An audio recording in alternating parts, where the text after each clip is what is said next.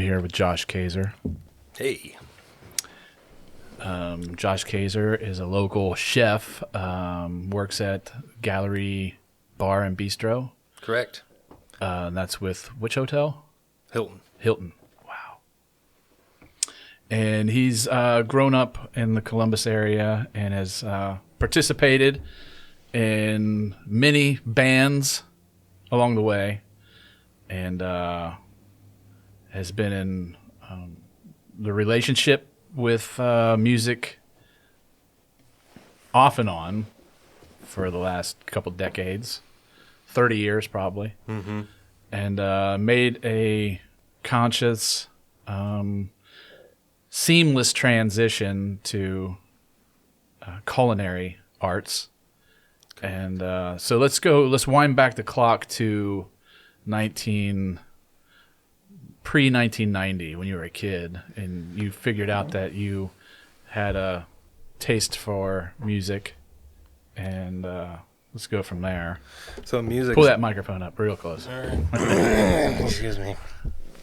I can edit that out. Good. Yeah. No, music started first. I got my first guitar when I was 12, and my mom was like, I asked for it for Christmas, and she was like, I don't know, Josh, I think it'll just sit in the corner of your room collecting dust. And it didn't. Right. So I started playing music at 12. Didn't really even know how to hold a guitar on my lap until I took my first guitar lesson. I think I've taken about 10 or 20. Yeah, music is, it's everywhere, it's everything. So, the thought of being able to create it was pretty enticing to me.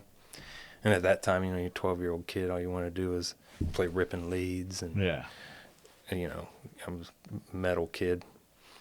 But right around that time, so I was always kind of industrious, and I'd like to have my own money because I came from a family that didn't just give you money for participation, So I had a paper route. I got a paper route when I was 9. And then I got my first, the government takes money from you job when I was 14. Yeah. I used to go up to this Dairy Queen on the corner of Shock and Carl, still there. The guy Al still owns it. Wow. But he knew who I was because I was in there all the time spending my paper route money. That's in North Columbus. Yeah. And I said to him, hey, Al, give me a job. And he was like, how old are you? I was like, I'm 13. He was like, well, come back when you're 14. So the day after I turned 14, I went in there and I said, give me a job, Al. He said, how old are you? I said, I'm 14. He said, well, here's an application. I filled it out, handed it to him, and he said, you're hired. Mm-hmm. You're my new grill cook on Fridays and Saturdays. So I was 14 years old, the first time I ever had a full rail of checks in front of me. Yeah. And you get that heart rush, and you're like, I should just walk out. It's too hot. Yeah. Well, it's stressful. Yeah.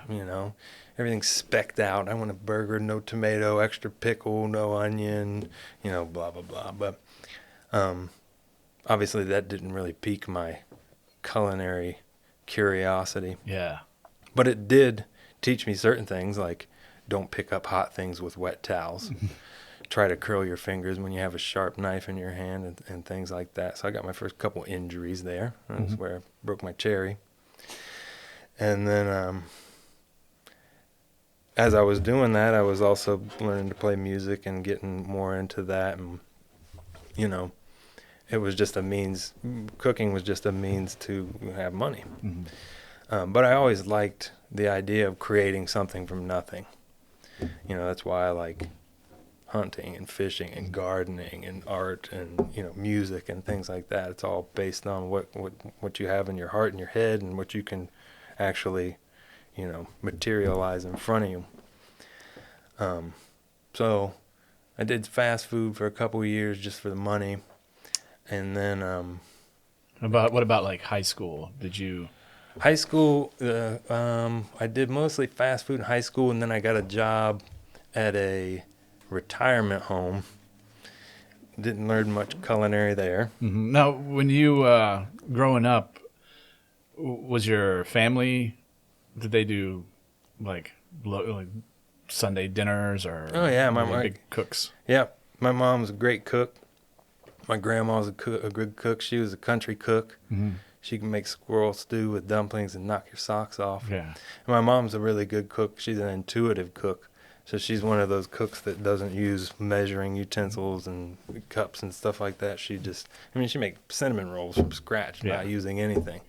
And, the 45 years I've been alive eating her cinnamon rolls, I've seen her fail twice maybe, where they just go, and they collapse. But she had something on her mind. Yeah, she was busy taking care of all us boys. But no, I would watch my mom cook, and she would let me participate every once in a while. My dad can't cook at all. I mean, he would burn water. But he's lucky he married my mom. Yeah. And my oldest brother, Jeff, actually kind of turned me on to a little bit more of the more crazy kind of side of cooking and food. Yeah. He used to he'd put a blindfold on me and sit me and my other brother down. I forget what he called the game, but he would like blindfold you and make you eat things. Right. And sometimes they were disgusting and sometimes they were good. It's almost like Fear Factor. Yeah. And one time he took chicken livers and smashed it up with mayonnaise and mustard and put it in my mouth. And he was giggling, he thought I was going to be disgusted. And I was like, that's delicious. What is that? And he was like, really? You like that? And I'm like, yeah. He's like, well, it's kind of like pate. And I was like, pate? Mm-hmm. And he would go fishing and catch crawdads and cook crawdads and stuff like that. So I got a little bit of my adventurous side from him. And I still like that. I would prefer to, we were talking about, people eating strange stuff. Mm-hmm. I mean, I'll eat just about anything. It's on the preparation. Right. So I enjoy trying new things. So in the early stages, you were, it wasn't really fun to work in fast food because it's hectic and it's mundane. It's just the same thing over and over again. Right. It's not healthy by any standard. Right. Even the lettuce is probably rancid. Right. Monsanto. So in high school, you gravitated towards art and like fine art, like drawing and stuff like that. And you got more serious in the music. Mm-hmm. Did you go to any, like you said, you only had maybe a handful of lessons, if that. Mm-hmm. When did you really start getting into the art of music? Well, the first time I ever played with multiple people and it locked in, and I was like, it's almost like drug addict trying to chase that initial buzz. When you feel that music reverberate through your body, right, and everybody's all on the same page and you're doing it exactly the way that you want to do it. Yeah. It's like, wait a minute. Yeah. Whoa, dude. It's like you can play by yourself all day long or with a record, but then you get other people involved and you're like, wait a minute, this is crazy. We're all doing different things that add up to. Yeah. No, I was with you. Yeah.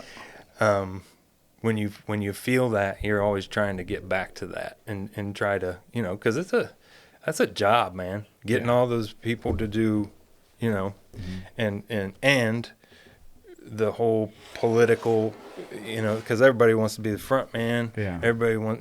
Nobody wants to be the drummer except for the drummer. Yeah. And most of the time, he don't want to be the drummer. Right. No, but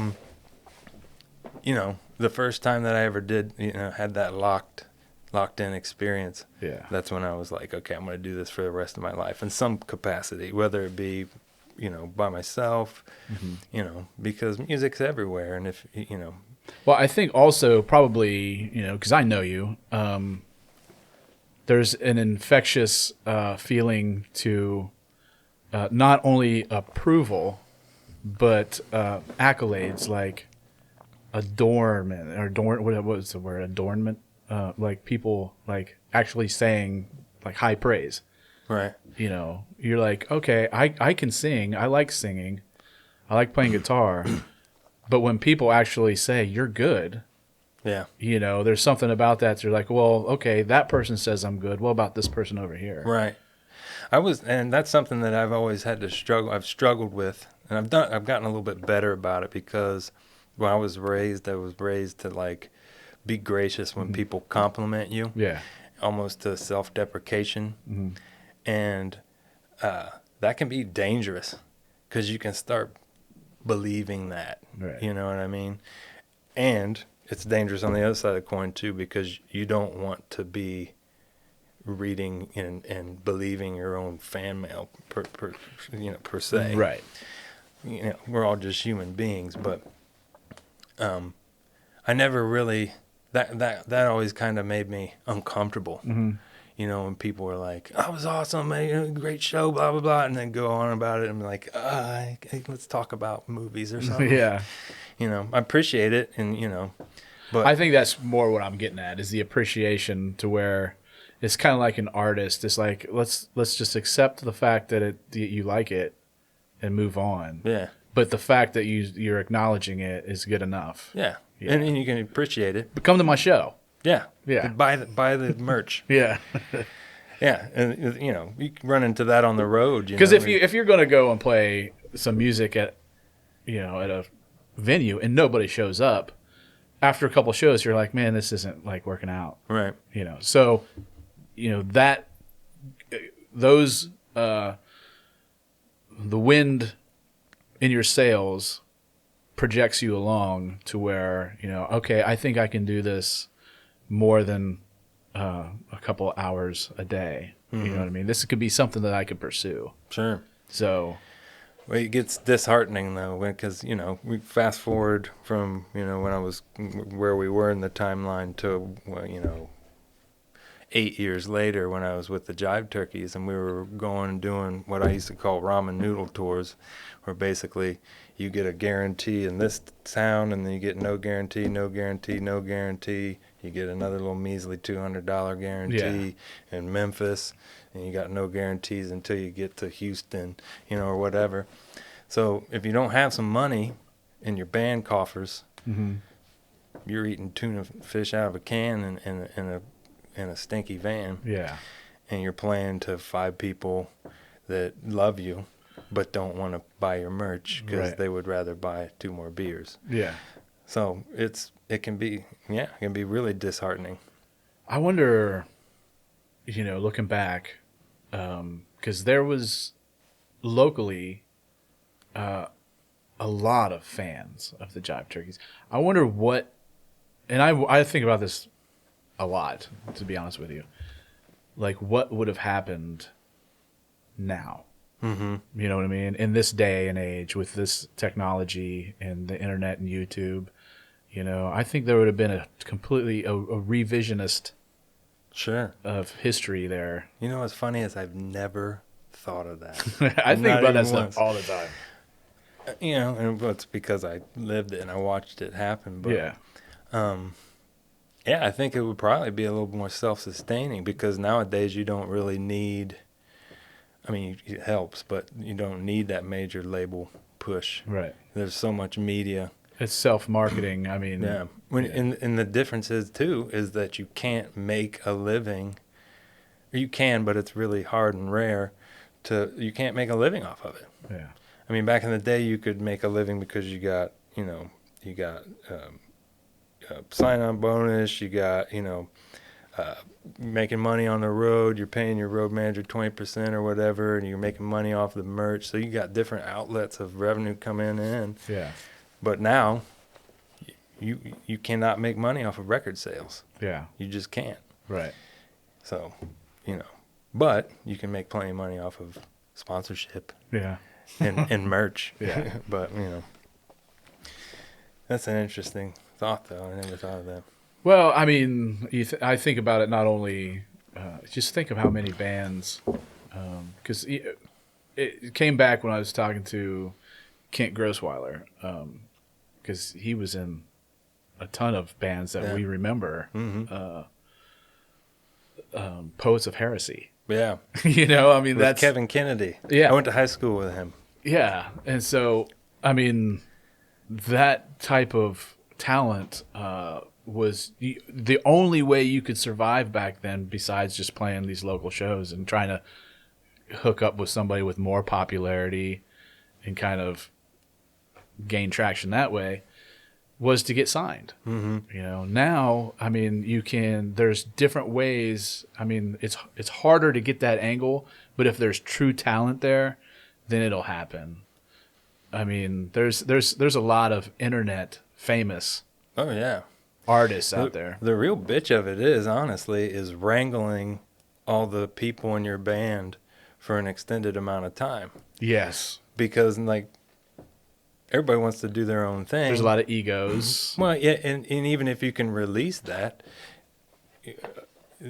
you know, you want people to do their own thing. You want them to be happy. You want them to be, creatively driven. And still come back. Right.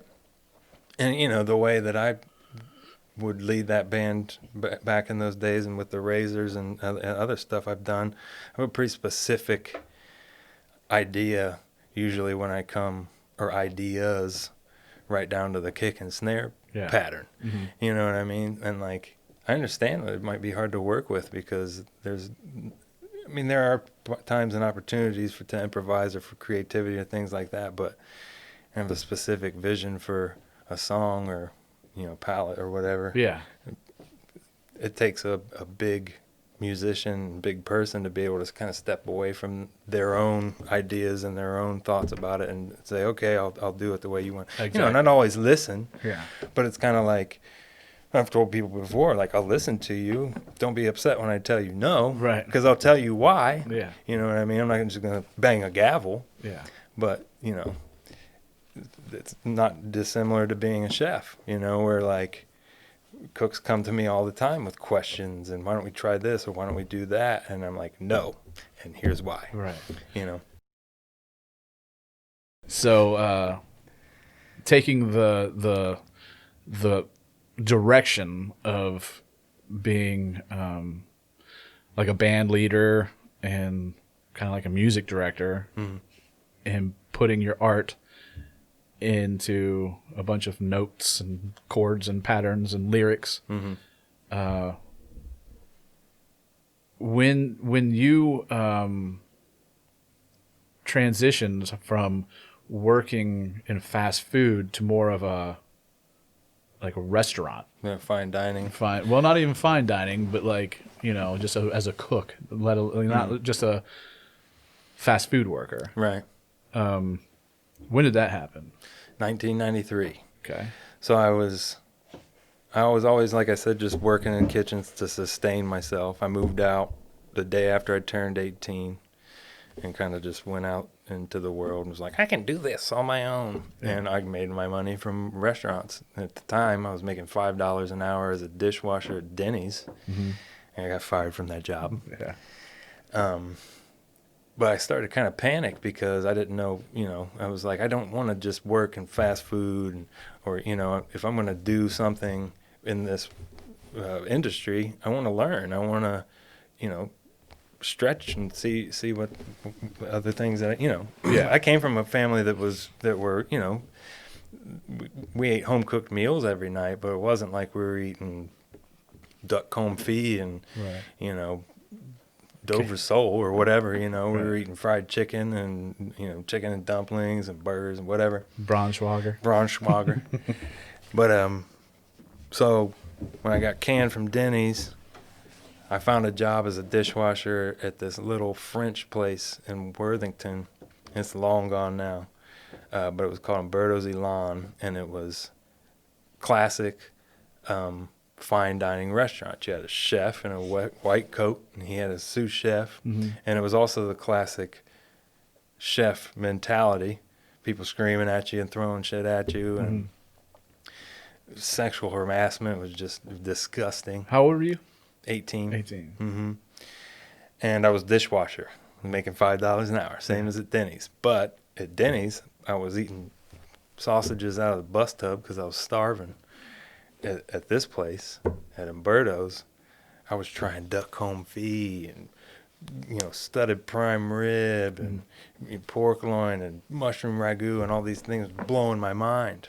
So I was like, okay, now I want to dive into this. Not to mention also the culture. You know, there was the nastiness of the chef grinding against my girlfriend. Mhm. But there was also like the whole camaraderie thing where, you know, I was an 18-year-old kid. They're like, you want a shift drink? I'm like, yeah. They're like, what do you want? I'm like, I don't know. Something strong. So Yeah. they pour, you know, 151 into a glass and top it with Coke. And, you know, everybody was just friendly, and we all hung out after work. And after the shift, the sous chef would dip, but the sous chef would come and he'd bring a case of beer and sit down everybody out in the back dock, and we'd all smash 3 or 4 beers, and, you know, good shift and very kind of wartime camaraderie. Yeah. And so I was at that place. That was like 93, 94. 93, yep. And I was technically a dishwasher, but I was also doing what you call deep prep. So I was, you know, making stocks and doing some chopping and here and there, stuffing escargot parcels and, you know, stuff like that. It was very tedious. I remember, you know, a lot of it was very, very tedious, and that was nerve-wracking, but it was also kind of like you can step back and look at it, and that's one of the things I really like about the industry I'm in is it's all a very, very instantly gratifying industry. You know, you can whip something up real quick. You can work on something over a week or a month or a year or whatever, but at the end of it, you know, people get to partake of it and tell you how they feel about it. Yeah. So it's gratifying. Right.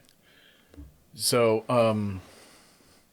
learning from watching, because as far as I know, you never had any culinary schooling.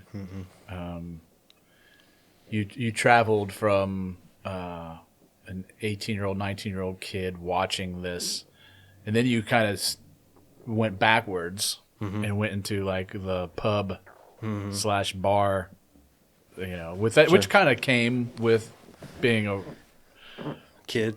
well, like a rock and roll lifestyle where, you know, you were trying to manage 2 things at the same time. Right. And so you went from that to, what was it, like Gottlieb's or was that? I'm trying to think. After that, after Umberto's, I went and worked at a steakhouse for about almost 2 years.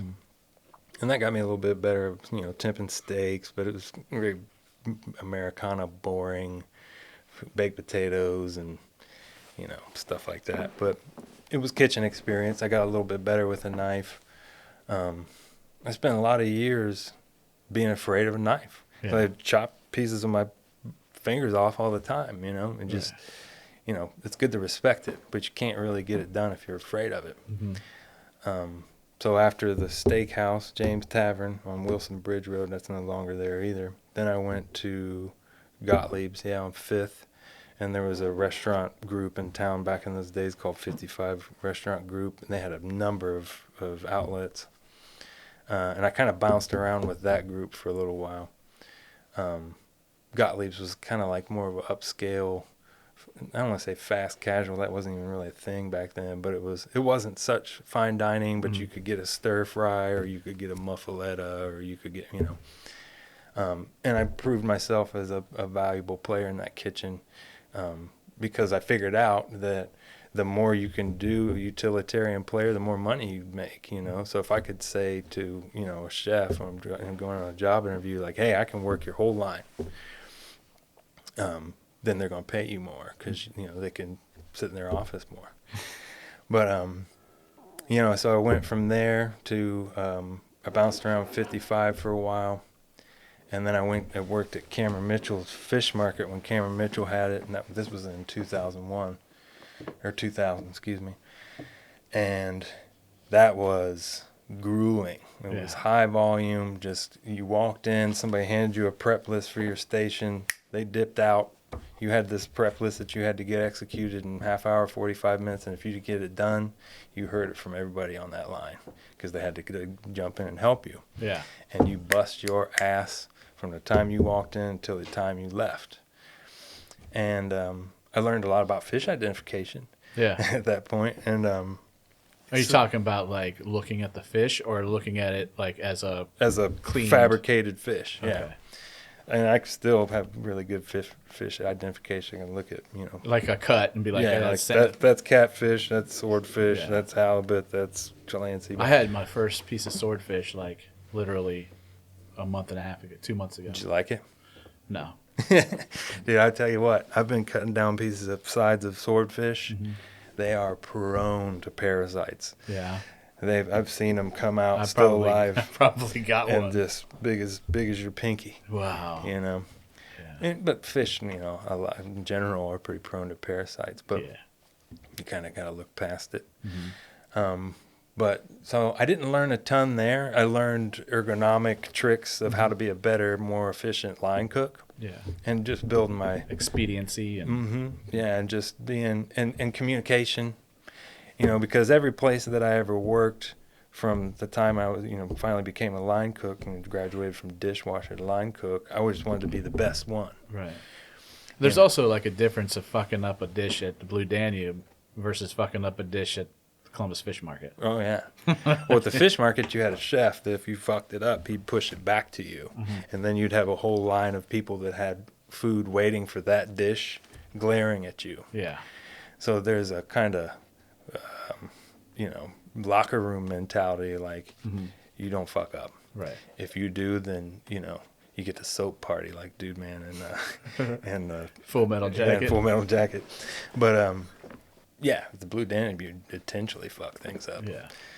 But these servers come back and take something off the plate, throw it on the floor, and put it back on the grill. Right. What are you doing, Brian? So, and again, I got fired from the fish market. Why? You could call it. Well, they got very. They did not like giving me time off, extended periods of time to go on tour. Oh, yeah. Okay. And so that kind of put me on the shit list with them. Mm-hmm. And then what broke the camel's back was that I was absenteeism. Like I was late, one day I overslept for my 11 o'clock shift and woke up at like noon or something and called my chef. And I was like, hey, man, I'm sorry. I'm on my way in. And he's like, hold on. And he was like, at least give me an excuse. And I was like, I'm not going to lie to you, man. I played a show last night. I got drunk. And he's like, all right, well, good luck with your music career. I can't use cooks that can't show up at noon. Yeah. And I remember I was like, damn, sick burn. Yeah.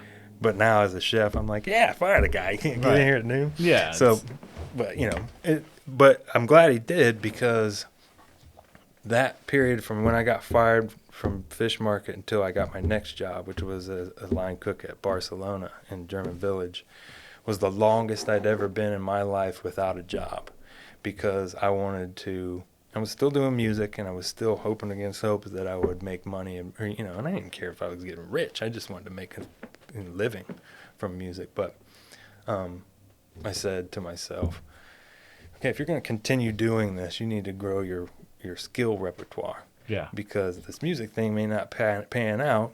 Not that, being a cook or being a chef is like a back burner career, but because I liked it. Mm-hmm.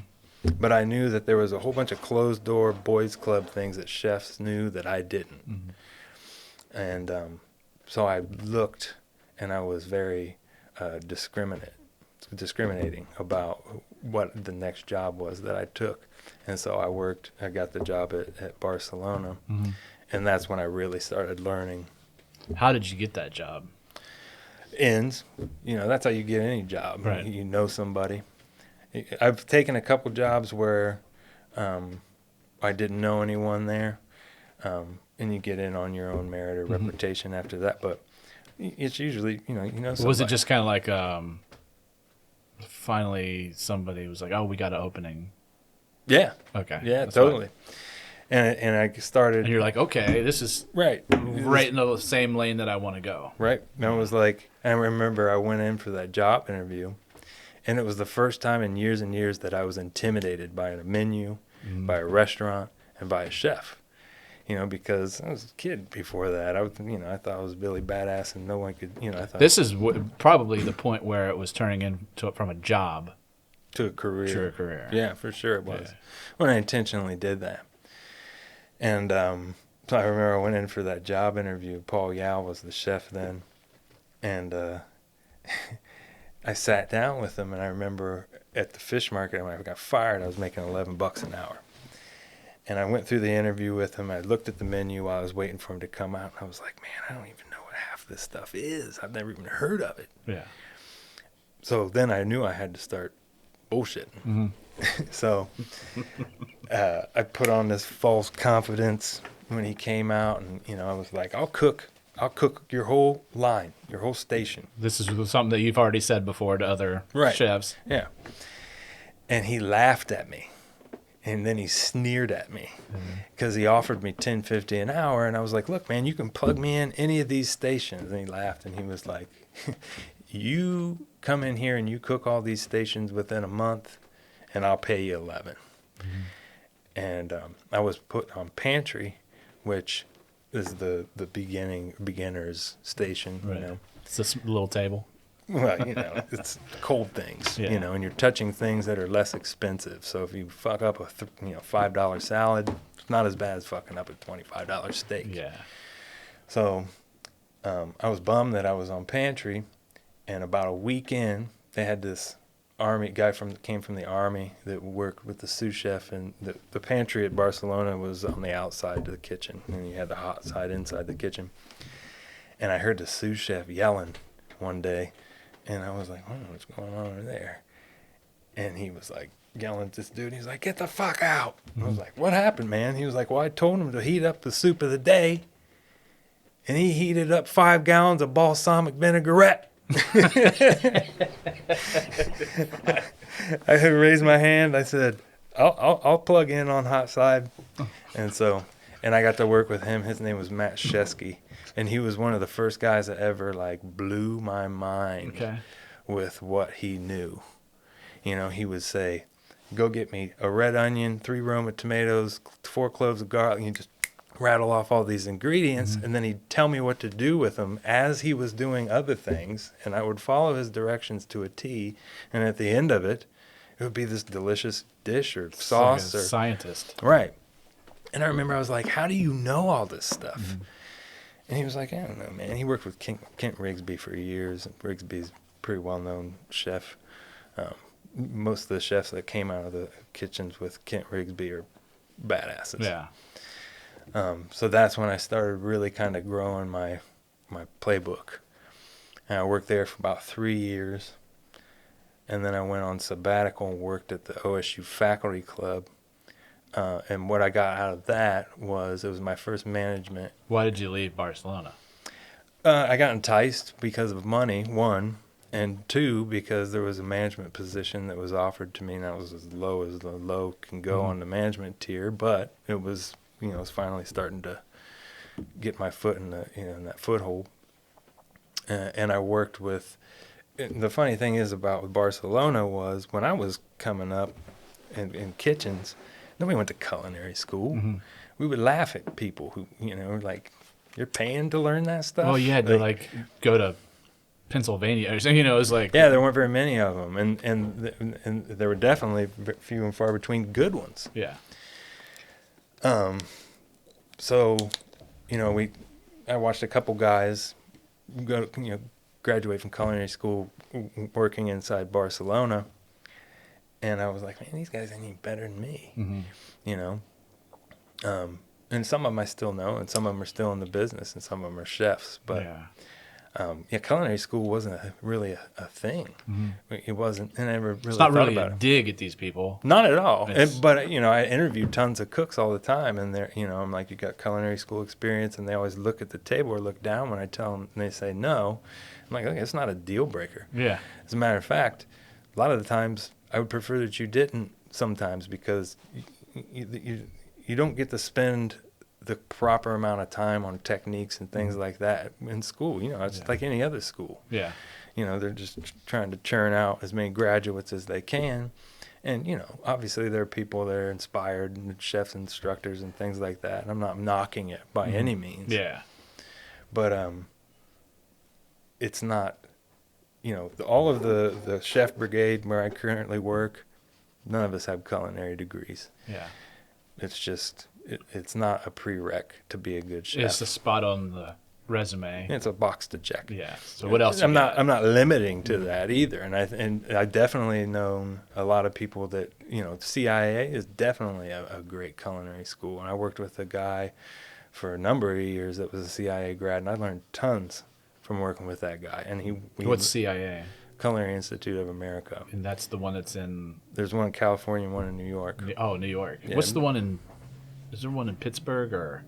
There was. Okay, it's not there anymore. No, they're drying up, man. Okay. And a lot of them can't get accreditation because of X, Y, or Z. So you go to culinary school and then you get a applied science degree or something like that, which isn't what the kids or people came to get. Yeah. And unfortunately, like I said, a lot of them are just kind of diploma mills. And I've known a lot of cooks that that I've worked with very closely that went to local culinary schools, and some of them are very, very talented. Yeah, but some of them were. Well, some of them are out of the business. Yeah. Because unfortunately, I think at culinary school often they tell you something that's not reality.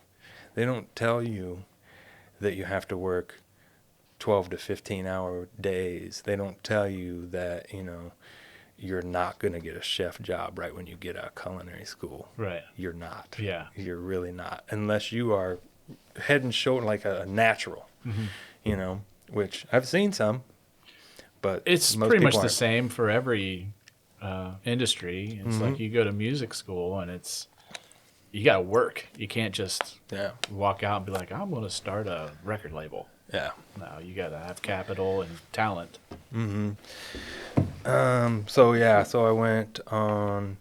I went through the lower level management position at the OSU Faculty Club. The official title was roundsman, but it would basically be like junior sous chef in a restaurant, like brick and mortar restaurant setting. And what that meant was that when the executive chef and the sous chef weren't in the building, then I was in charge, and I was in charge a lot. Mm-hmm. Because they were in the building. Yeah, and club work is very different. Mm-hmm. It's very, you had the same amount of people pretty much every given day. You know their names, you know what they like. Mr. Weber doesn't like avocados, so make sure you don't, stuff like that, which was actually a good introduction for me for not only being a chef and leading cooks, but also in that more specific arm of hospitality, so independent restaurants, this is the menu. There are a lot of chefs that are like no substitutions, and most of them are like, okay, well, we appreciate your patronage, and we'll make it as close to you want it as possible. The clubs, it's like you will make it exactly like I want it because I'm paying the dues and I'm a member of this club. And then in hotels, you kind of you mix the two. What I tell my cooks, because cooks are traditionally surly bunch. Mm-hmm. When something rolls in that's modified, you need a check coming in, and a cheeseburger, no cheese, whatever. Cheeseburger, no cheese, or whatever. Can't make this up. Yeah, but you get pretty specific requests. Yeah. And blue. I want my steak blue. Yeah, black and blue or whatever. But what I say to my cooks about that is take this as a personal challenge to show this guest and me and yourself how well you can improvise. Right? Yeah. Because often people just want somebody to pay singular attention to them. Mm-hmm. That's why I remember the life hack years ago. You want fresh, fast food? Modify the item. That way they got to make it fresh. Mm-hmm. Well, okay, right. I get it, but, and you get groans from cooks when I tell them that sometimes, but I'm like, it's your job, so we're here to cook. But most of them eventually see the value in that. And it makes them better cooks. Mm-hmm. And I've got some really, really good cooks in my kitchen. Right. And I used that time at the OSU Faculty Club because club chefs generally are from that more culinary school side because the club members want that traditional experience where they want to have, beef Wellington and, smoked salmon with cucumber and all, blah, blah, blah. So I got to get kind of a collegiate education from those guys because they went to culinary school. Mm-hmm. So I'm like, do I deglaze this and then, and they're like, yeah, that's what, So the methodology, before I was a really good line cook and I was really good at assembly and I was really good at, being efficient. I always had issues with timeliness. Yeah. Lost the number of jobs because of that. But I also had a lot of chefs, that were like, I don't care if he's 20 minutes late. He comes in and sets the station up in 15 minutes and gets through service as flawlessly as you can. He's doing nothing but saving me money. I actually had a chef one time sit me down with a grid, a chart, and he was like, this is your punch in. You're anywhere from 5 to 25 minutes late every day. I'm like, I'm sorry. He's like, no, I'm not here to bust your balls. Mm-hmm. I'm here to tell you, you're making your job harder because you have to work harder. Yeah. You get it done, mm-hmm. and I appreciate that. You're a valuable piece of our team. Yeah. But you're doing nothing but saving me money. Right. If you show up on time, then you can take it at your own pace. Take it easy. Yeah. So I did a number of years at the OSU Faculty Club, and this is where we get into the intermingling of music and restaurant work, because up until this period, I had kind of an arrangement with all the chefs and people, management, that if I had an opportunity to go on the road, if I needed to go to New York to go meet with my manager or do this or do that, they were all understanding about it, and there was somebody they could slide into my place. Mm-hmm. But so the Jive Turkeys broke up, and that was a band that I worked on for a decade or more, and poured tons and tons of energy and life into that. When was that? I think we broke up in 2004, maybe 2003 or 2004. And once it was done, it was done. Yeah. So, people actually left the state. Well, yeah. I mean, everybody kind of scattered. Mm-hmm. Matt Surgison, who played bass in that band, he and I were working on kind of a collaboration recording, and he dipped. He left town and he never came back. I haven't seen him in over 10 years. Mm-hmm. Now, we didn't talk for a number of years, not because, not bad blood. Yeah, but, he was in Michigan, then he was in Texas, and he was in New York, and he was all over the place. But we've recently, in the last couple of years, we talk quite often. Oh, okay. Is he doing all right? Yeah, he's good. All right. He's down in Hot Springs, Arkansas. But that's so strange. Yeah. But yeah, I mean, he went to Michigan initially. Justin eventually went to Boston. He went to culinary school, and then he wound up down in New Orleans, and I've always kept in good contact with him. And Brad Calkins moved out to L.A. What's he doing now? I think he's daddy. I don't talk with him very often. Yeah. I saw him a few years ago. Yeah. But he's got a wife and a child, and I think he plays in, I forget the name of the band, but it's kind of like an Afro-pop band. Okay. I think he just generally plays sax, but I don't know. I don't know his story, but that guy's a super talented musician. I learned tons from him. He's got a degree from Capital, which Capital has a very, a well-known music program. So, to say there weren't hard feelings would be a lie. Yeah. But it wasn't necessarily specific towards any person. It's just kind of a mourning of something that you loved and that it died. And the older you get, the better you get at mourning. Right. So I spent a while finishing that album that I'd started with Matt. And it right around that time was when I decided that I needed to step my game up again. Mm-hmm. and try to become a chef. So I've done this my whole adult life, right? And I knew, and I'd had chefs tell me, you know, like, you can do this. Mm-hmm. Like, you have the skill set to dive in and do this. And I'd be looking at them working 12-hour days and just the stress and all of that. And I'm like, no, I'm not doing that right now. If I can, you know, again, not that it was a fallback or a back burner plan, because I love them both. Mm-hmm. But I knew that would take up, here's what it truthfully is. I knew that there was no way for me to be a chef and a professional musician. Right. So when, and it took me a number of years to find the chef position that I knew was a good fit. Because again, I had a job and I wasn't, you know, I didn't need to go get this chef gig. But when I finally found the right one, when I pulled that trigger, it was just what I thought it was going to be. You know, when I got that gig, there was no more, you know, playing till 3 o'clock in the morning. There was no more spending, you know, 6 hours out, you know, working on a song or anything like that. It was me busting my ass in that kitchen Mm-hmm. for anywhere from 12 to 15 hours a day, taking punches, you know, getting it in. And my relationship with music took a back burner, and that kind of broke my heart. Honestly, it was really emotionally draining for me. Mm-hmm.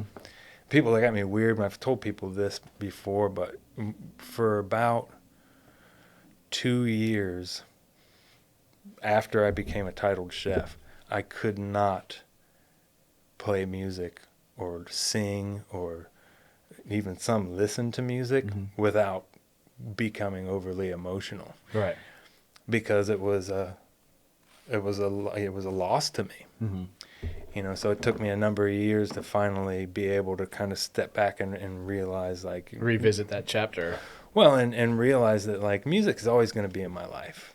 I'm always going to play music. Now, whether I do that for money, whether I do that for a label, whether I do that in front of Family. mm-hmm. 5 people, you know, my kids like the way I play ukulele. Mm-hmm.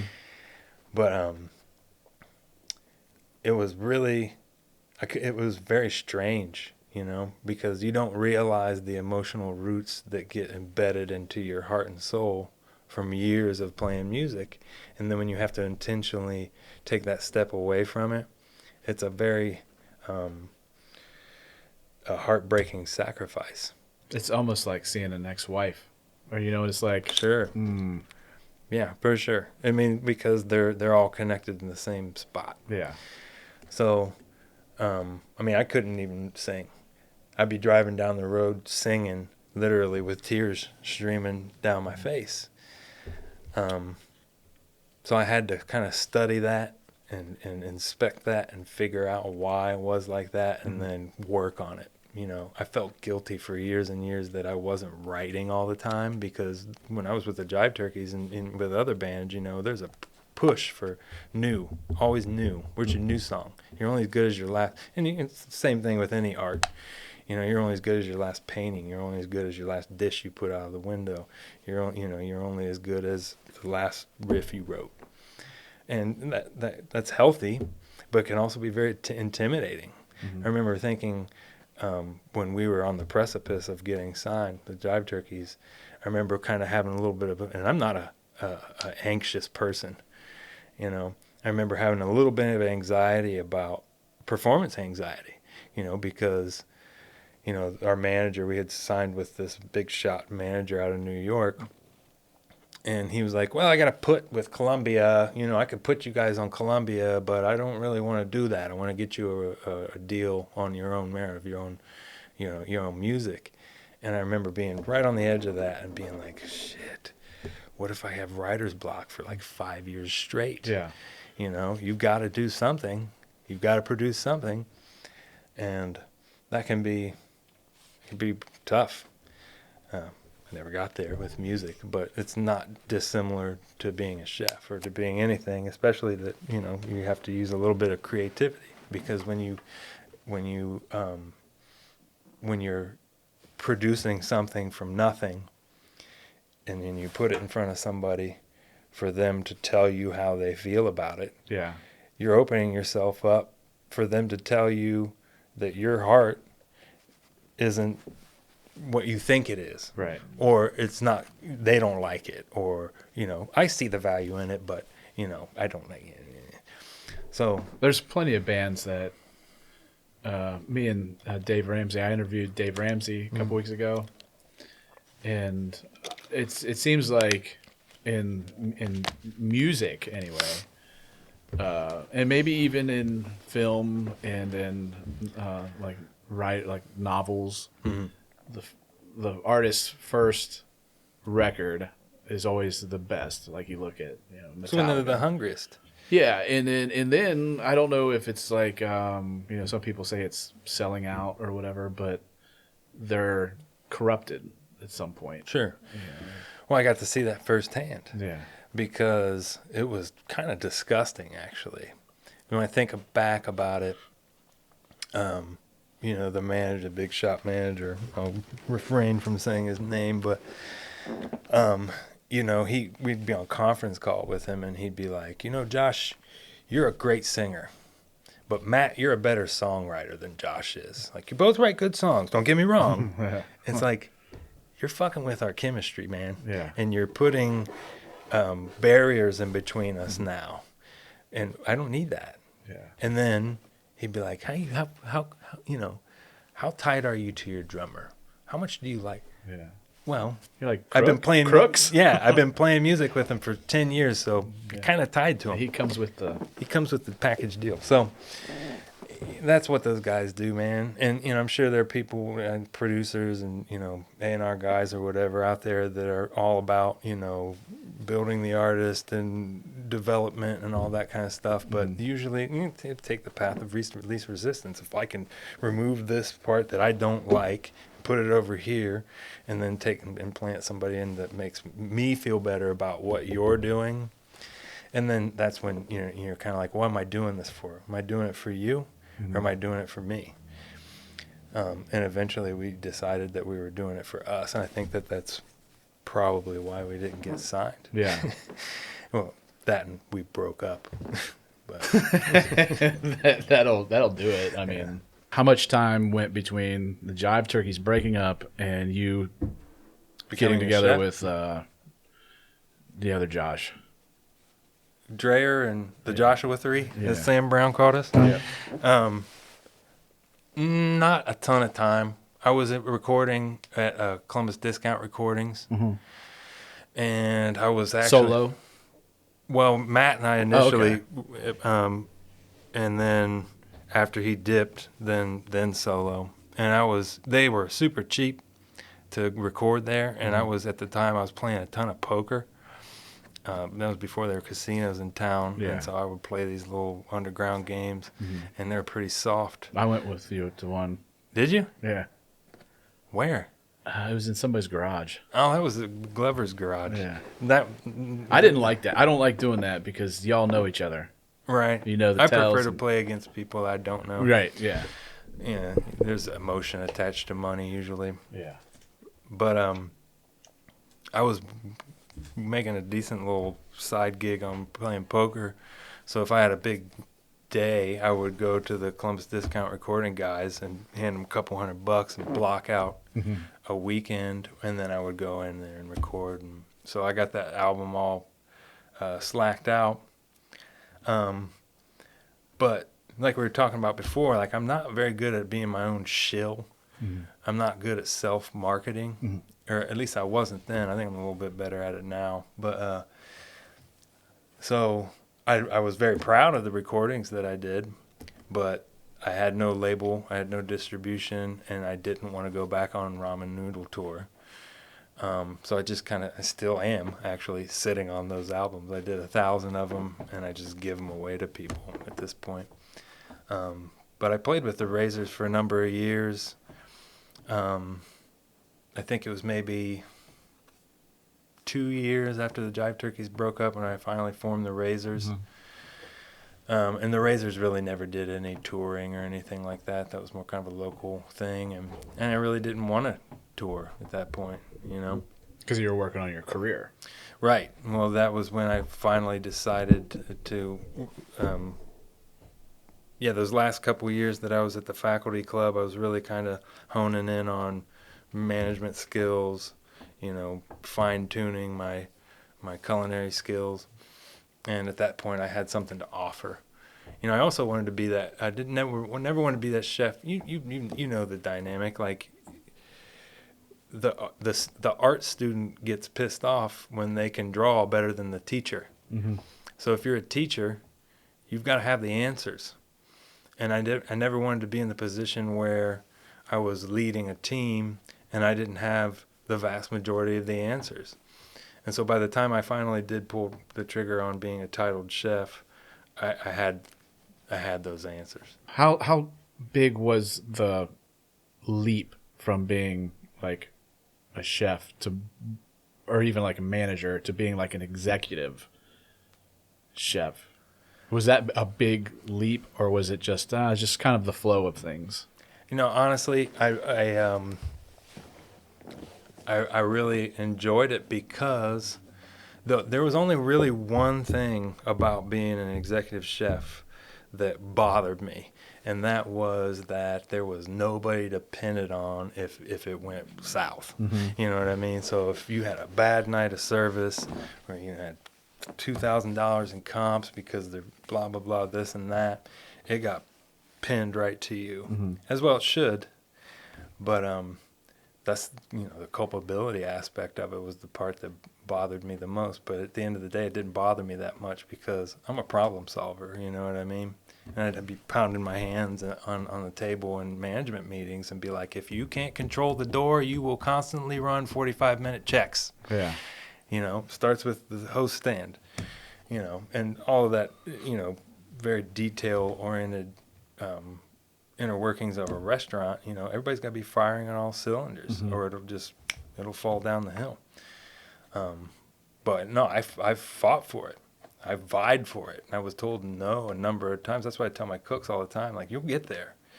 If this is truly what you want to do, if you want to be an executive chef one day, stay with me. Mm-hmm. I'll show you the things that you need to know before you can even start climbing up that ladder. But, and it's a life, I extend that through life with my cook. I have cooks call me that I haven't worked with for years, asking me questions about X, Y, or Z, not only about cooking, but about management or even life, whatever. Because I feel like I hire well. You know what I mean? It's more like a personality test than anything else. It's a little bit of intuition too, maybe. Sure. So when you talk about the experience in the front, like with the hosts and the other staff, the waiters, waitresses, or whatever, like the back end, let's kind of focus on the science, because like that's where I don't know. I know more about the front end than I do the back end. Right. So, like, how do you know? I have friends who have really serious, diet concerns. Even myself, I got diabetes. Right. So, like, the science on the plates that you're making, like, when did that start clicking for you? Was it back when he was working at Barcelona, or? Not really, because back then it was more assembly. Okay. That's a piece of it, always. You know what I mean? And a lot of times, like, if you don't go to culinary school, and if you don't go to food science, if you're not a food scientist or food science major in school, then that stuff you kind of have to ferret out and find on your own. I knew for a long time that things did. That when you did this, that happened, but I didn't know why. So when I became a chef, that's when I kind of got more into the how, not just how, but why. Right.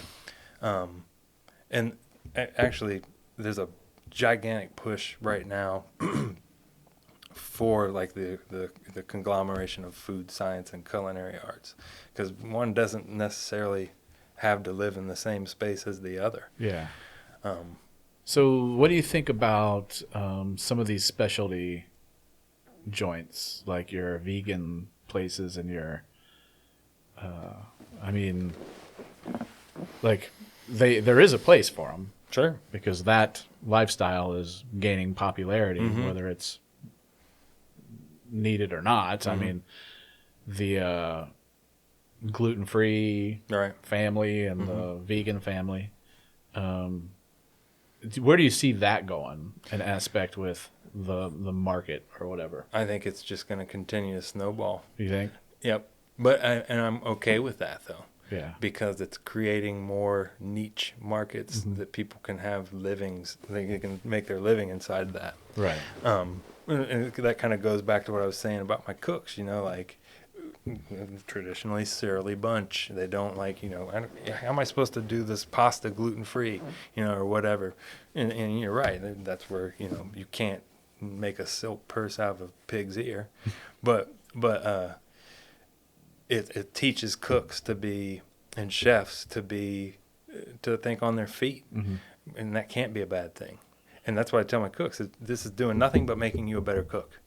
If you can figure out how to get from point A to point B in a non-traditional way and make it delicious and make this guest a fan of your work from now until the day you die, then, it'd be worth it. How much is a dish, like a plate at the Gallerie? Is that what you call it, the Gallerie? Mm-hmm. Okay. It's all over the place because I have so many outlets. You can get a $7 turkey sandwich in the coffee shop. Or you can get a $42 steak up in the restaurant. Oh, right. And anything in between there. So you're over that whole thing. Yeah. Okay. Wow. Yeah. When you're looking at a menu, okay, and you create the menu, right? Mm-hmm. Where do you get the inspiration from? Because you're obviously not vegan. Right. And, I mean, do you cater to any? Do you have dishes that... Sure. Well, I think about it like that. So when you're a chef, you have to think about... And the hotels in particular is a challenge because, we're a top 10 restaurant for 4 years and running. That's based on, judges and, I don't know if they call them judges, but people that come in... Critics? Critics come in and eat in your restaurant. And this town is saturated with restaurants.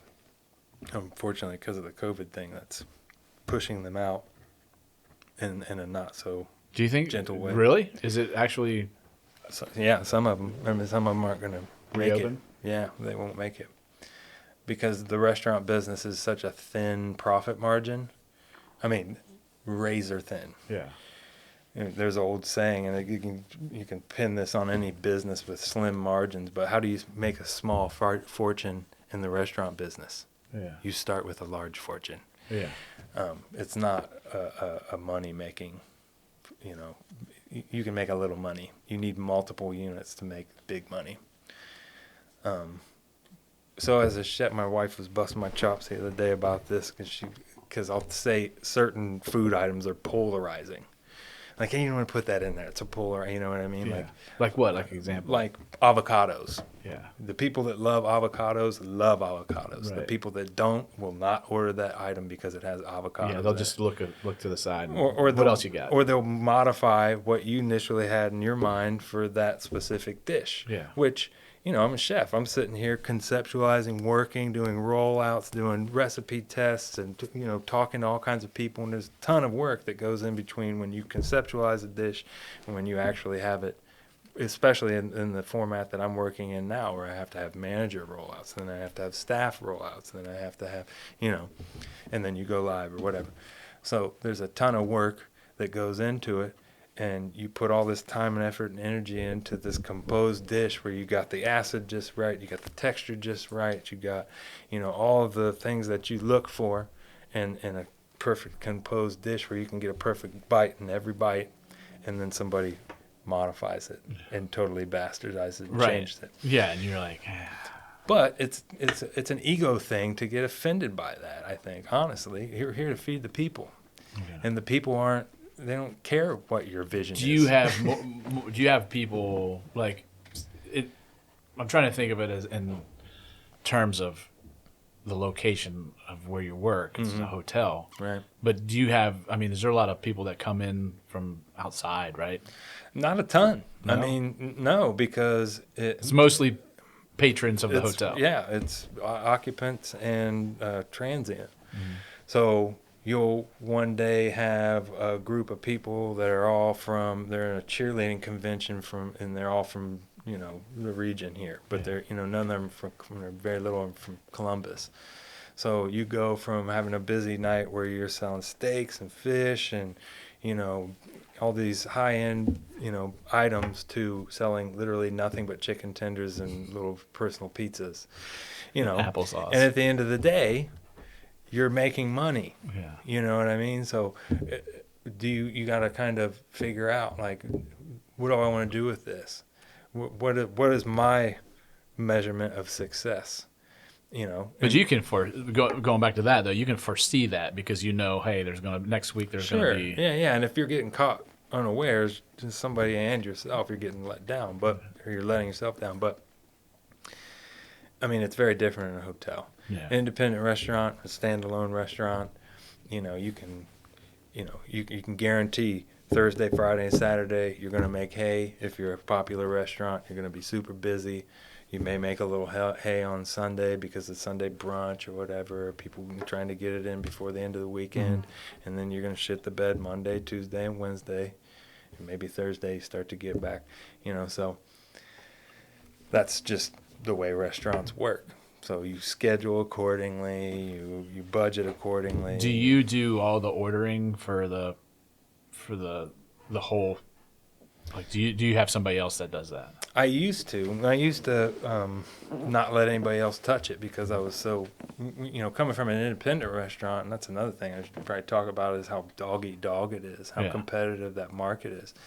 In the restaurant that I worked in before I started at the Hilton, I was in a year and 9 months, I was the, hold on, 1, 2, 3, I was the 4th executive chef in a year and 9 months.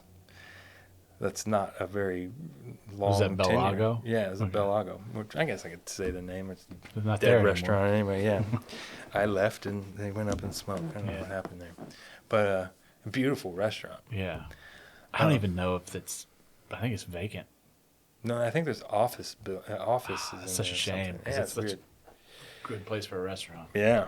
Great place because you're right in between New Albany, Westerville. You got Powell. And there's no other restaurants there. Right. I mean, we made bank, but with that place There's Subway around the corner. Right. But, Uncle Fang's Chinese restaurant. But we would have gigantic days and nights, maybe April through August. And then once it started cooling down and people didn't want to sit on the Four Seasons veranda anymore or go up on the, on the sky deck and drink beers and look at the lake, then you went from having like anywhere from $12,000 to $18,000 days to having $500 days, $1,000 days. Wow. Where you have to, so good luck managing that. Your servers are out ice skating on the they've quit, right. They're like, I'll see you in April or whatever, but the business is just, the restaurant business is fickle. But it's, I wouldn't have it any other way. I love it. I love the heat of service. I love being able to, create things off the dome. Yeah. And not only, and you have free reign, right? I mean, you have to get approval. I do have to get approval, but I'm trusted. So I've gotten to the point in my career with not only in food but in music or whatever. I can take a little bit of criticism without having it make me feel like I'm breaking your heart. Right? Yeah. Get down off the cliff. You grow up. It's only a 2-story building, Josh. Right. Well, if I go head first, I'll die. Yeah. No, we'll do a manager rollout and everybody will taste it, and it's I feel like I'm very good at composing dishes. And you're looking for popularity too. You're looking for something to fly off the menu. Sure, you're always looking for that signature item. The problem is often is you get too many signature items, and then you don't get to have any new ones on your menu. Right. You look at your menu and you're like, oh, I can't take that off. So and so will complain. I can't take this off because blah blah blah. So then you start to rationalize which ones you pluck off. Mm-hmm. But yeah, I mean, everybody. It's very rare that you get carte blanche, creative, control on anything. Yeah. Whenever there's somebody paying you for it, they're probably going to want to have their 2 cents. Would you ever entertain the idea of opening your own restaurant? Have you thought about it? I'm sure you have. Oh yeah, I've been offered it. It's a lot of work. Like man. somebody, like an investor, came up to you and said, "Hey." Yeah, a couple. It wasn't that guy from New York, was it? No, no. I would not do business with him. Paul Perdome. No, he just died. He was one of my favorite chefs. I don't know, man. I'm getting kind of old for that. Oh, really? Yeah, because it takes so much.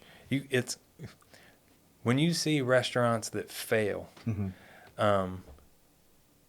One of the main reasons is, one, whomever opened that restaurant didn't know what in the hell they were getting into. Yeah. So they watched Chopped, or they watched the movie The Big Night, and they wanted to have this grand experience of, Frank Sinatra's playing on the hi-fi, and I'm, slinging beautiful plates, and, I got this hot shot chef, and all I got to do is crunch numbers in the office. It's not like that, especially in fine dining. It's not, I mean, there are glamorous times, and everybody loves when you go out in the dining room with your pretty white chef coat with your name on it, and you go touch tables, and you ask how everybody's doing, and they can compliment you or whatever, but that's a very small piece of it, and the rest of it is you calling vendors because they shorted you on this, calling back a guest who says they got poisoned when they don't really understand how food poisoning works. Yeah, I've always kind of thought about that, like how that's such a,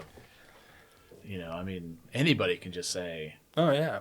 And in the hospitality world, you have to, you cannot tell them they're either lying or they don't know what they're talking about. Yeah. You just can't. What do you do? You buy their meal. You have insurance. You buy their meal and you rank it up as a comp, and you hope that they come back. Yeah. And I've had experiences where, at Bel Lago, we did our own pizza doughs. We had a pizza station out front. Great dough, fire oven, live fire oven. And my pastry chef made the doughs from scratch. So every day, for the first 5 hours of the day, she's stretching pizza dough and firing off flatbreads for bread service and all this kind of stuff. Well, she's making from scratch. A frill pick, a toothpick with a little frill top, fell on her work surface. She didn't notice it. She was busting her ass. She rolled it up into a pizza dough. And next thing I know, I'm in the middle of heavy service, and I've got an irate guest because they bit into this pizza and the toothpick jammed into the roof of their mouth. And I'm like, the GM's going over there. Obviously, the server is freaking out, and I got very, very good at reading people's faces, and I could see that the situation was dire. So I went and powwowed with the GM. He's like, I already touched the table. If you want to go and try to smooth it over, that'd be great. How do you feel? You feel diplomatic right now? I'm like, sure, yeah, I'll go. And I don't really like to do negative table touches because generally people want to be pissed off. They're going to be pissed off. Yeah. There's nothing that you can generally say to turn them around. So I go touch the table, and they kind of feel embarrassed that I'm out there, and I explain it. I'm like, look, we make all these fresh in-house, and this is how this happened. I explained it to them, and they're like, oh, thank you for explaining that to me. I really appreciate it. Thank you for coming out. We love this place. Appreciate your explanation. I'm like, okay, well, obviously the meal's on us. Let me buy you a bottle of wine, and, you really just, kowtow, because we need them to come back, right? And, so they leave, and I think we've smoothed the whole thing over.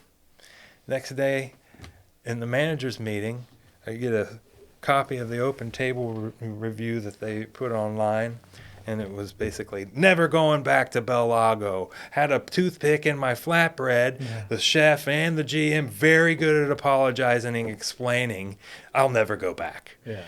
And so that's just human beings being shitty to each other. Mm-hmm. You know, if you don't want my apology, tell me to get away from you then. Right. Don't make me waste my time. If you're not ever going to come back, there's nothing I can do that's going to change that for you. But, you know, this is still a business run by human beings, and human beings do make mistakes. Yeah. Unfortunately, it was your number. It was your pizza. Yeah, that happens. What is there enough choice in Columbus? I mean, I personally think that there's not enough vegan options. There's not. I'm not vegan. There's not enough gluten-free options. Are you gluten free? No, but I've been out with people who are both. I'll eat vegan food. Uh-huh. I'll eat. I mean, I don't have celiac. Uh-huh. But oddly enough, we went to Chewy's. Chewy's? Is that what it's called? That Tex-Mex place. Oh, yeah. I think I remember. And they have a ginormous gluten-free menu. Mexican's easy to do gluten free because everything's corn. Yeah. So I'm not a fan of flour tortillas anyway. I mean, Yeah. you gotta find some flour-bound sauces and stuff like that. But Oh, wait a mostly- minute. No. Hold on. Maybe I have that wrong. No, they don't have. Chewy's is the opposite.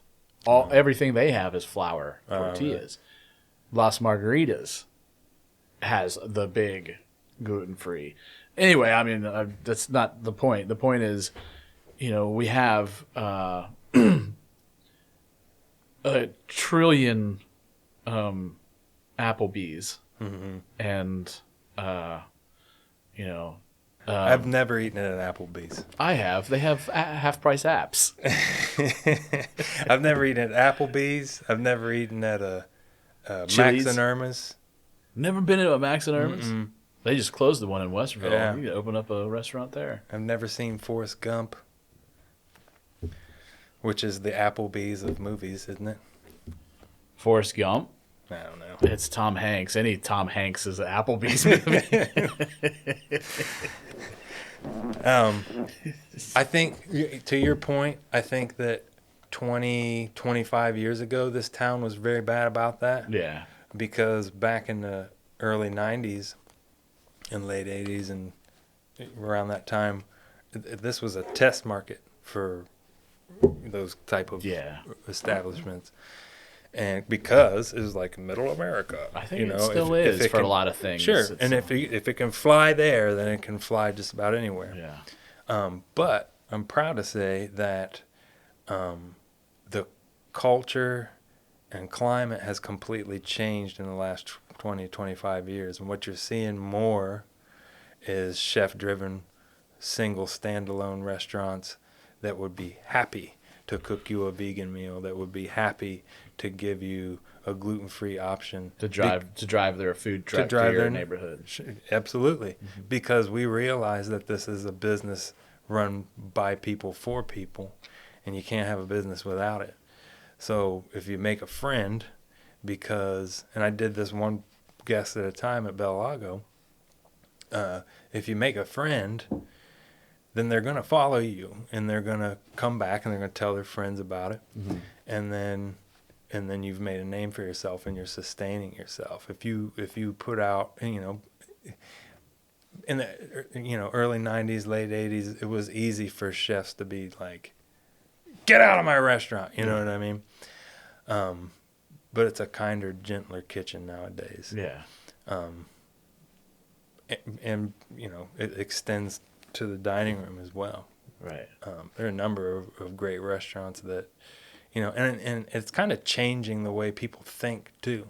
Like I'll conceptualize multiple dishes, and then after I've conceptualized it, factored it out, demoed it, recipeed it, and done all my due diligence for it, then I realize that it's gluten free. Mm-hmm. just because you have some type of stigma attached to ingredients that are going to be polarizing. Yeah. It's a health thing nowadays too. I don't want to get to the point where I'm like printing the caloric value of things on my menus, but if you can go out to a table and speak with intelligence about it, Right. that helps your cause. You got to know, so when they ask. Yeah. So.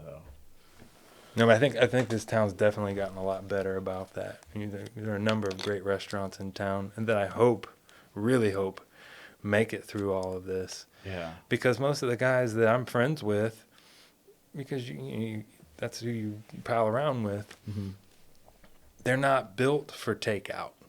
But you're not gonna do seared foie gras with fig gastrique and brioche crackers, Salmon to go. Fish isn't a very good option for curbside. You can do it right, but you have to think about it. That's an extension of your recipe at this point. Yeah, I don't know about scallops. I prefer scallops raw anyway. Yeah. Yeah, it's such a strange.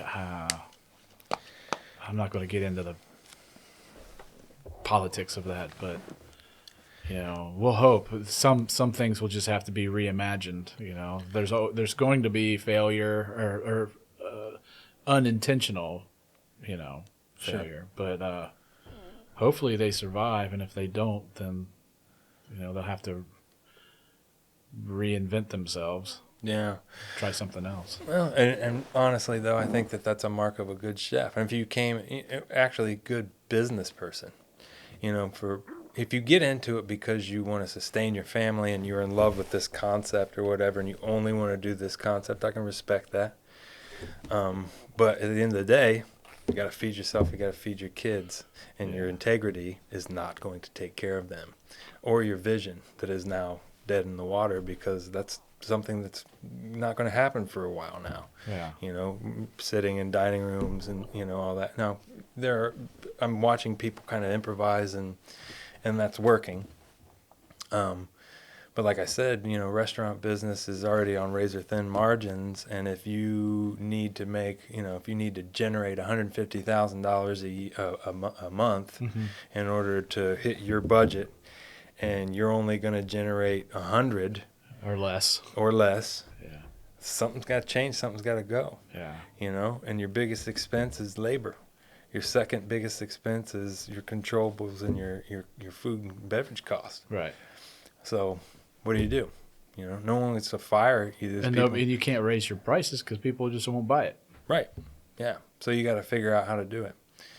And I think that, it's a very American thing to improvise and kind of try to fit that, figure out a way to make that work, ingenuity. Mm-hmm. But I've watched some people do some really cool things with it. For instance, my friend Jack Moore at Watershed, which is there's Watershed Distillery, and then there's the kitchen, and they're the same part of the same company. Well, obviously, the restaurant was shut down. Mm-hmm. But the distillery was not. And those guys knew that there was a demand for hand sanitizer. Yeah. So they got a waiver from the FDA, I believe that's who we got from, and they started making hand sanitizers, and they're giving it to first responders, which is obviously a beautiful thing. Yeah. But then selling them to folks, and while you're coming into the bottle shop to buy this hand sanitizer, obviously you can see all of our bottles here, and their bottle shop sales went up. Mm-hmm. And they improvised, and they're still there. So, you may not be able to. Somebody told me once, "What got you here won't get you there." So it's great to watch the people that I love and respect surviving and gutting it out, because it is rough. Yeah. It's rough out there, man. So what's next for you? Obviously it's hard to ask that question when there's still a furlough going on, and right. Right now I'm just hanging on my skin and my teeth with that. There are so many things that I love to do. In the culinary world, there's a big push right now because of the NOMA guide to fermentation that came out was it last year, the year before? Do you know that book? There's a chef named Rene Redzepi, Denmark, and he and his fermentation scientist David Zilber put out a book called The Noma Guide to Fermentation. Noma is the name of the restaurant, and it was a New York Times bestseller. Yeah. Comprehensive guide to fermentation, which I've always been interested in, animal fabrication, gardening, all that's everything. That's kind of what I tell my cooks. Like, it's not enough that you're a good cook. Yeah. You need to understand it too. You salt the hog or whatever. Right. So that piece of fermentation, which is ancient, in which literally every culture utilizes some type of fermenting process. So I'm playing with that at home now. Yeah. I got stuff going on at home right now just, because I can. I make my own sauerkraut. I got crushed good garlic sauerkraut, man. Yeah. But I'm playing with that. I mean, I'd love to maybe create like a retail line with that kind of stuff. Yeah. Because it's not only is it delicious, but it's also really good for you. It's good for your gut health. That's why it's so ancient. People figured it out. Right. It's good bacteria. Yeah, probiotic boost. So I'd love to continue doing that kind of stuff. I've always been a seafood, wild game guy. So the more that we go down the path with the gallery, and the more I kind of learn about that kind of stuff. I've hunted all my life. I've helped people break down. I've never paid anyone to fabricate any of the animals that I've harvested. The first deer that I fabricated down took me like 12 hours. I can do one now in about an hour and a half. Wow. But, we're supposed to amass skills, Right. not money. Yeah. The money is just something that they give you to show that you learned the skill.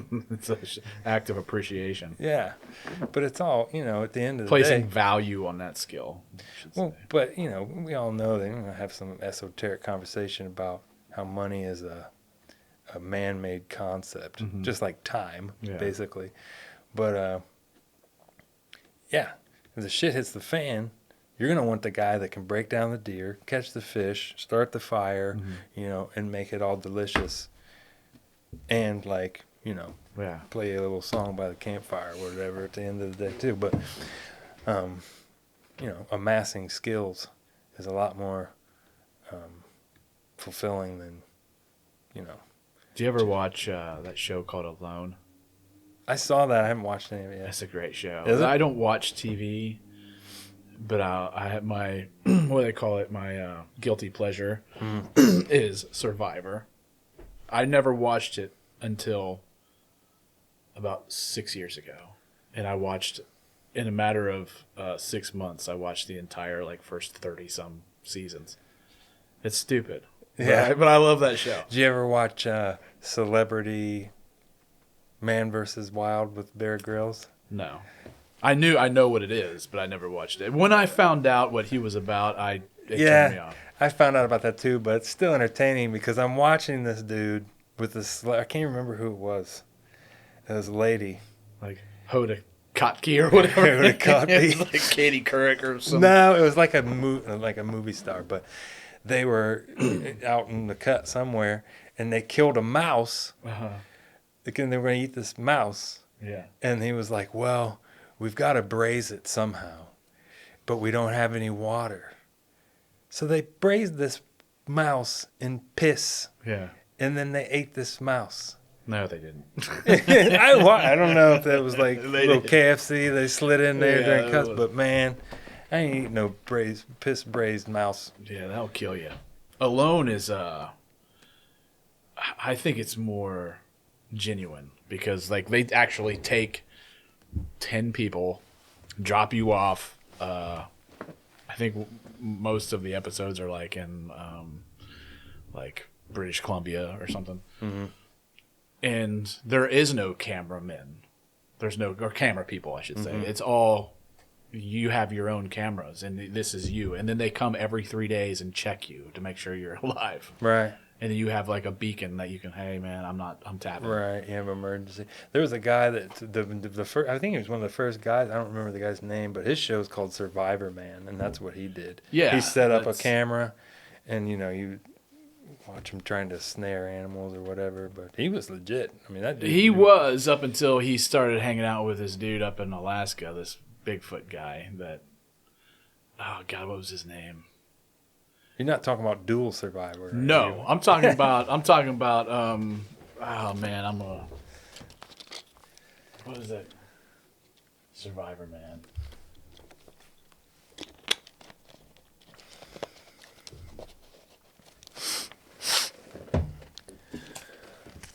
Les Stroud. Les Stroud. He has a Bigfoot story, and so he had a couple episodes about this Bigfoot story, and then he got hooked up with Todd Standish. I don't know who that is. This dude Todd Standish is another Bigfoot, enthusiast or whatever, and he's got a movie out that's Bigfoot, whatever. There's a whole culture of Bigfoot. Sure. They're like flat earthers. And he went out and did a show with him, this Todd Standish guy, and there's actual footage of that Todd Standish took of this Bigfoot experience he had. of actual creatures.